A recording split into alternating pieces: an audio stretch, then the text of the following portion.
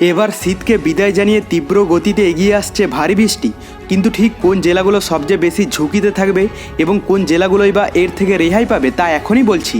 কিন্তু আপনি ঠিক কোন জেলা থেকে আমাদের আবহাওয়ার খবরটি দেখছেন কমেন্ট করে জানিয়ে দেবেন। আর পরবর্তীতে এইরকমই লেটেস্ট আবহাওয়ার খবর পেতে আমাদের চ্যানেলটিকে সাবস্ক্রাইব করে পাশের বেল আইকনটি বাজিয়ে দেবেন। চলুন এক নজরে দেখে নেওয়া যাক। রাজ্য জুড়ে শীতের বিদায় ঘণ্টা বেজে গিয়েছে। আলিপুর আবহাওয়া দপ্তরের পূর্বাভাস বলছে উত্তর থেকে দক্ষিণ সর্বত্রই এখন তাপমাত্রার পারদ ঊর্ধ্বমুখী। জানুয়ারি শেষ হতেই হাড়কাঁপানো ঠান্ডা উধাও হয়ে বাতাসে মিলছে বসন্তের আমেজ। ভোরের দিকে হালকা শিরশিরানি থাকলেও বেলা বাড়লে গরম পোশাক গায়ে রাখা এখন অস্বস্তিকর হয়ে দাঁড়াচ্ছে। আগামী কয়েকদিন দক্ষিণবঙ্গের জেলাগুলিতে ভোরের দিকে কুয়াশার দাপট দেখা দিলেও আকাশ মূলত পরিষ্কার থাকবে। উত্তরবঙ্গের পাহাড়ি এলাকা থেকে সমতল সব জেলাতেই ধীরে ধীরে তাপমাত্রা বাড়ছে।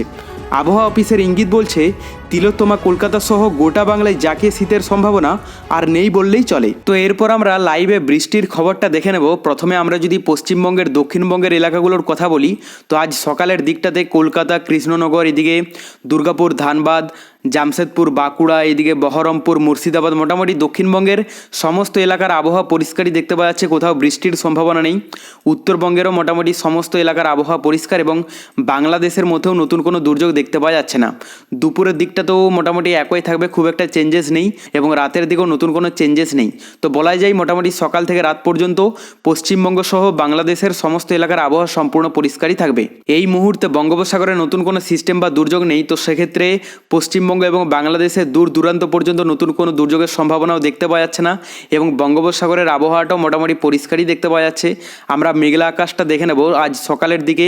প্রথমে যদি আমরা মেঘলা আকাশটা দেখি দক্ষিণবঙ্গের এলাকাগুলো, তো এখানে যা দেখতে পাওয়া যাচ্ছে কলকাতা থেকে শুরু করে দক্ষিণবঙ্গের প্রত্যেকটি জেলার আবহাওয়ায় মোটামুটি পরিষ্কার থাকবে, কোথাও মেঘলা আকাশও দেখতে পাওয়া যাচ্ছে না। আর উত্তরবঙ্গের যদি আপডেটটা দেখি, উত্তরবঙ্গের মধ্যে শুধুমাত্র এখানে কালিম্পংয়ে কিছুটা হালকা আভাস থাকতে পারে, পরিমাণে অনেকটাই কম, কিন্তু দার্জিলিং থেকে শুরু করে এখানে জলপাইগুড়ি, আলিপুরদুয়ার, কোচবিহার এই সমস্ত এলাকাগুলোতে সম্পূর্ণ পরিষ্কার আবহাওয়া থাকবে।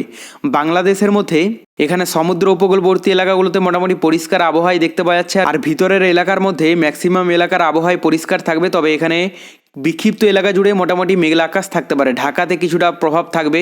এবং উপরের দিকে যদি আমরা কথা বলি, এখানে জামালপুর আছে, সেই সঙ্গে ইসলামপুর আছে, এই সমস্ত কয়েকটা এলাকা আছে যেগুলোতে হালকা মেঘলা আকাশ থাকতে পারে, যদিও পরিমাণে অনেকটাই কম।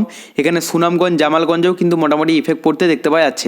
দুপুরের দিকটা আমরা যদি দেখে নিই, এখানে দক্ষিণবঙ্গের মধ্যে কিছুটা অংশে মেঘের স্পট পড়তে দেখতে পাওয়া যাচ্ছে, যদিও পরিমাণে অনেকটাই কম। আর উত্তরবঙ্গের মধ্যে যে সমস্ত এলাকাগুলোতে ইফেক্ট পড়তে দেখতে পাওয়া যাচ্ছে তার মধ্যে দার্জিলিং, কালিম্পং, কার্শিয়ং আছে, বাদবাকি এলাকাগুলো মোটামুটি পরিষ্কারই থাকবে। বাংলাদেশের মধ্যে সমুদ্র উপকূলবর্তী এলাকাগুলোতে আপাত গতিতে পরিষ্কারই দেখতে পাওয়া যাচ্ছে, তবে এখানে রাজশাহীতে কিছুটা ইফেক্ট পড়তে পারে। আর ভিতরের এলাকার মধ্যে মোটামুটি বেশিরভাগ এলাকার আবহাওয়া পরিষ্কারই থাকবে। রাতের দিকটা আমরা যদি দেখে নিই, রাতের দিকের মধ্যে এখানে দক্ষিণবঙ্গের বেশিরভাগ এলাকার আবহাওয়া মোটামুটি পরিষ্কার, তবে এখানে বাঁকুড়া, পুরুলিয়া, বোলপুর, আসানসোল এই সমস্ত কয়েকটা এলাকা পড়বে যেগুলোতে মেঘের স্পট পড়তে দেখতে পাওয়া যাচ্ছে। পাশাপাশি এখানে খড়গপুর, চাকুলিয়া, জামশেদপুরেও কিন্তু প্রভাব পড়তে পারে। উত্তরবঙ্গের মধ্যে এখানে দার্জিলিংয়ে ইফেক্ট থাকবে, পাশাপাশি কালিম্পং, কার্শিয়ং আছে। আর বাংলাদেশের মধ্যে সমুদ্র উপকূলবর্তী এলাকাগুলোর মধ্যে এখানে কক্সবাজার, টেকনাফে ইফেক্ট পড়তে দেখতে পাওয়া যাচ্ছে। আর ভিতরের এলাকার মধ্যে ময়মনসিংহে ইফেক্ট থাকবে, সুনামগঞ্জে ইফেক্ট থাকবে। তাপমাত্রাটা আমরা দেখে নেব নতুন কোনো চেঞ্জেস এসেছে কিনা। এখানে দুপুরের দিকে আমরা যদি তাপমাত্রাটা দেখে নিই, তো এখানে দক্ষিণবঙ্গের মধ্যে বেশিরভাগ এলাকার তাপমাত্রা থাকতে পারে 27-28 ডিগ্রির মধ্যে, তবে কলকাতাতে একটু বেশি থাকবে 29 ডিগ্রি। আর উত্তরবঙ্গের যদি কথা বলি, এখানে দার্জিলিংয়ে 18 ডিগ্রিতে চলে যাবে, কালিম্পং, কার্শিয়ংয়ে মোটামুটি 19 ডিগ্রি থাকবে, জলপাইগুড়ি, আলিপুরদুয়ার, কোচবিহারে 25 ডিগ্রি দেখতে পাওয়া যাচ্ছে। আর বাংলাদেশের মধ্যে সমুদ্র উপকূলবর্তী এলাকাগুলোতে 27-28 ডিগ্রির মধ্যে থাকবে। ভিতরের এলাকার মধ্যে অধিকাংশ এলাকার তাপমাত্রা থাকতে পারে 26 ডিগ্রি থেকে 28-29 ডিগ্রির মধ্যে। রাতের দিকটা আমরা যদি দেখে নিই, এখানে রাতের দিকে কলকাতাতে 24 ডিগ্রি থাকবে, আর বাদবাকি এলাকাগুলোর তাপমাত্রা থাকতে পারে 20-22 ডিগ্রির মধ্যে। মানে মোটামুটি ঠান্ডার যে দাপট অনেকাংশেই কমে যাবে। উত্তরবঙ্গের মধ্যে যা দেখতে পাওয়া যাচ্ছে তাতে দার্জিলিংয়ে 9 ডিগ্রিতে চলে যাবে, কালিম্পং, কার্শিয়ংয়ে মোটামুটি 11-12 ডিগ্রি থাকবে, জলপাইগুড়ি, আলিপুরদুয়ার, কোচবিহারে মোটামুটি 18-19 ডিগ্রির মধ্যে দেখতে পাওয়া যাচ্ছে। আর বাংলাদেশের সমুদ্র উপকূলবর্তী এলাকাগুলোতে 19-20 ডিগ্রির মধ্যে।